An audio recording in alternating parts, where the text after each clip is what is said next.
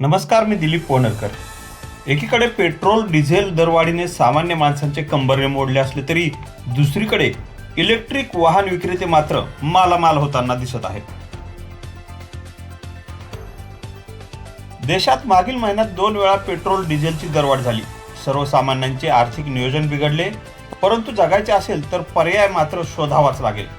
सध्या पेट्रोल दरवाढीला पर्याय म्हणून ग्राहक इलेक्ट्रिक वाहनांकडे वळाले आहेत आणि मागील महिन्यांमध्ये तब्बल दुचाकीच्या 40% वाहनांची विक्री वाढल्याची माहिती NRG ऑटोचे संचालक रवींद्र गायकवाड यांनी दिली आहे।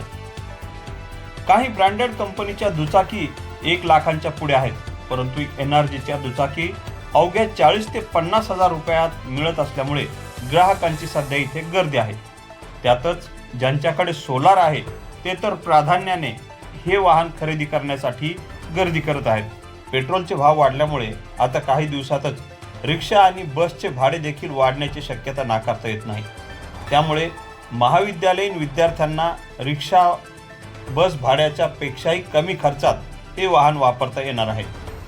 शिवाय वाहन चालवण्यासाठी परवान्याचीही गरज नाही, त्यामुळे ज्यांना सायकल चालवता येते ते देखील हे वाहन चालवू शकतात। त्यामुळे एकंदरीतच इलेक्ट्रिक वाहन विक्रीचा व्यवसाय मात्र या व्यावसायिकांना मालामाल करत आहे।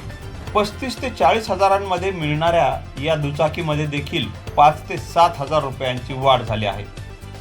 खिशाला परवडणाऱ्या या दुचाकी खरेदीचा गृहिणी आणि शालेय विद्यार्थ्यांना मोठा फायदा होऊ शकतो। त्यामुळे अशा दुचाकी खरेदी करण्याचा विचार करायला हरकत नाही। Dilip Ponerkar, EDTV news, Jalna.